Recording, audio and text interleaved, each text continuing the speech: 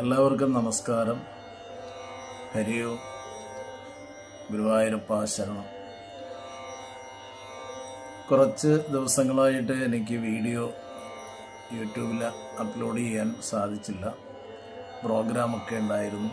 അപ്പോൾ അതുകൊണ്ട് പ്രോഗ്രാമിന് പോകുന്ന സ്ഥലത്ത് വെച്ച് വീഡിയോ ചെയ്യാൻ പ്രയാസമാണ്. അപ്പോഴുള്ള ലൈവായിട്ട് കിട്ടുന്ന പരിപാടികൾ മാത്രമേ നമുക്ക് അപ്ലോഡ് ചെയ്യാൻ പറ്റുള്ളൂ. അപ്പം എൻ്റെ വീഡിയോ കണ്ടുകൊണ്ടിരുന്ന എല്ലാവരോടും അതിന് സോറി പറയുകയാണ്. തുടർന്ന് കിട്ടുന്ന സമയം മാക്സിമം എൻ്റെ അറിവിൻ്റെ പരിധിയിൽപ്പെട്ട ആധ്യാത്മികമായ ചില ആശയങ്ങൾ പറയുവാനാണ് ആഗ്രഹിക്കുന്നത്. എല്ലാവർക്കും ഈശ്വരാനുഗ്രഹം ഉണ്ടാവട്ടെ, എല്ലാവരും സുഖമായിരിക്കട്ടെ. നമ്മുടെ സനാതനധർമ്മം അനുസരിച്ച് ലോകാ സമസ്ത സുഖിനോ ഭവന്തു എന്ന അർത്ഥവാക്യം എത്രയേറെ ശ്രദ്ധേയമായ ഒരു ആശയമാണെന്ന് നമ്മൾ ഈ കാലത്ത് എല്ലാവരും ചിന്തിച്ചു പോകും. കാരണം നമ്മുടെ ധാർമ്മികമായ അല്ലെങ്കിൽ ഹൈന്ദവ സംസ്കാരം, ധർമ്മം എന്നതിൻ്റെ പരമപ്രധാനമായ ആശയം ലോക സമസ്ത സുഖിനോ ഭവന്തു എന്നാണ്. കാരണം ഇപ്പോൾ ഇറാനിൽ യുദ്ധമുണ്ടായപ്പോൾ അതിൻ്റെ അനന്തരഫലങ്ങൾ ലോകത്തെല്ലായിടവുമുള്ള ജനങ്ങൾ അനുഭവിച്ചുകൊണ്ടിരിക്കുകയാണ്. അപ്പോൾ ഒരിടത്തും ദുഃഖമുണ്ടാവരുത്, സമസ്ത ലോകങ്ങളിലും സുഖം ഭവിക്കണമെന്ന ലോകാ സമസ്ത സുഖിനോ ഭവന്തു എന്ന നമ്മുടെ ഭാരതീയ സംസ്കാരത്തിൻ്റെ വീക്ഷണം, ദർശനം എത്ര മഹത്തരമാണെന്ന് നമ്മൾ ചിന്തിക്കേണ്ടിയിരിക്കുന്നു. അതുകൊണ്ട് തന്നെയാണ് അറിവുള്ള പരമജ്ഞാനികളായിരിക്കുന്ന ഋഷീശ്വരന്മാർ ലോകത്തിൽ സമസ്ത ജീവജാലങ്ങൾക്കും സുഖമുണ്ടാകട്ടെ എന്ന് അവരാത്മാർത്ഥമായി പ്രാർത്ഥിച്ചത്. നമ്മുടെ മന്ത്രങ്ങളും നമ്മുടെ നാമജപങ്ങളും സ്തോത്രങ്ങളും ഒക്കെ, അതായത് സമസ്ത ജീവികൾക്കും സുഖമുണ്ടാകുന്നതിന് വേണ്ടിയാണ് ചെയ്തിരിക്കുന്നത്. സർവേശ്വരൻ അതിനെ അനുഗ്രഹിക്കട്ടെ.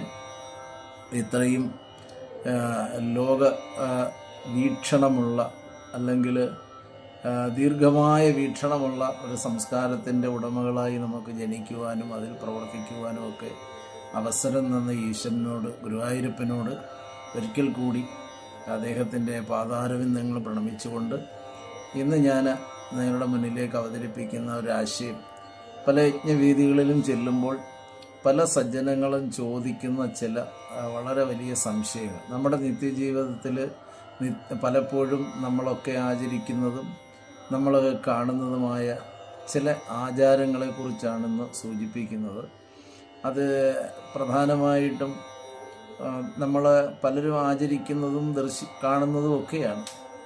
വിശേഷം അതെന്താണെന്ന് ചോദിച്ചാൽ, മരണ സംബന്ധമായ ചില വിഷയങ്ങൾ നമ്മുടെ അറിവിൽ പലർക്കും അതിനെപ്പറ്റി യാതൊരു ധാരണയില്ല. ഞാൻ പറഞ്ഞു വരുന്നത്, മരണജനനങ്ങൾ എന്നുള്ളത് സത്യമായ ഒരു അവസ്ഥയാണ്. ജനനവും മരണവും, ജീവൻ്റെ ജനനമരണങ്ങൾ എന്നുള്ളത്. അപ്പോൾ അതിലെ ആ ജനന മരണങ്ങൾ, ഇപ്പം ഒരു ജനനം സംഭവിച്ചാൽ ഒരു മരണം അനിവാര്യമാണ്, മരണം സംഭവിച്ചാൽ ഒരു ജനനവും അനിവാര്യമാണ് എന്നുള്ളതാണ് ഭാരതീയ സംസ്കാരം. അപ്പോൾ എന്നാൽ ആ ജനന മരണങ്ങളിൽ സംബന്ധിച്ചുള്ള നമ്മുടെ ഹൈന്ദവ സമൂഹത്തിൽ നിലനിൽക്കുന്ന, ഹൈന്ദവ വിശ്വാസികൾ നിലനിൽക്കുന്ന ചില ആചാരങ്ങളുണ്ട്. പ്രധാനമായിട്ട് ജനനം മുതൽ 16 സംസ്കാരത്തിലാണ്, 70 വരെയുള്ള 16 സംസ്കാരത്തിലാണ് ഹൈന്ദവ വിശ്വാസികൾ ഉൾക്കൊള്ളുന്നത്. അപ്പോൾ അതിൽ മരണവും മരണാനന്തര ജീവിതത്തെക്കുറിച്ചും അല്ലെങ്കിൽ വീണ്ടും ഒരു ജന്മമുണ്ടോ അതിനെക്കുറിച്ചൊക്കെ പലർക്കും സംശയങ്ങളാണ്. അതിൻ്റെ സത്യാവസ്ഥ ഇപ്പോഴും ആർക്കും, ശാസ്ത്രജ്ഞന്മാർക്ക് പോലും അത് പ്രൂഫ് ചെയ്യാൻ പറ്റിയിട്ടില്ല. അപ്പോൾ അത്ര ഗഹനമായൊരു വിഷയമാണ് മരണവും മരണാനന്തര ജന്മത്തെക്കുറിച്ചോ മരണാനന്തര ജീവിതത്തെക്കുറിച്ചോ ഒക്കെ ഉള്ളത്. എങ്കിലും ഭാരതീയ സംസ്കാരത്തിലെ വളരെ യുക്തിപരമായ ചില ആശയങ്ങൾ നമുക്ക് ഈ മരണാനന്തര കർമ്മങ്ങളെ വീക്ഷിച്ചാൽ നമുക്ക് മനസ്സിലാകും. ഞാനപ്പോൾ അതിനു വേണ്ടി പലരുടെയും ചോദ്യത്തിന് എനിക്കറിയാവുന്ന യുക്തിസഹമായ ചില ധാരണകളെയാണ് നിങ്ങളുടെ മുന്നിലേക്ക് വെക്കാൻ ഉദ്ദേശിക്കുന്നത്. അത് പലതും പറഞ്ഞിരിക്കുന്ന ആശയങ്ങൾ നമ്മുടെ 18 പുരാണങ്ങളിൽ പരമപ്രധാനമായ ഗരുഡ പുരാണത്തിലെ ചില ദർശനങ്ങളുണ്ട്. അപ്പോൾ ആ ദർശനങ്ങൾ ഉൾക്കൊണ്ടുകൊണ്ടാണ് ഇപ്പോഴും ഈ മരണാനന്തര കർമ്മങ്ങളൊക്കെ ഇപ്പോഴും നമ്മൾ ആചരിച്ചു വരുന്നത് എന്നുള്ളതാണ് ഒരു സത്യം.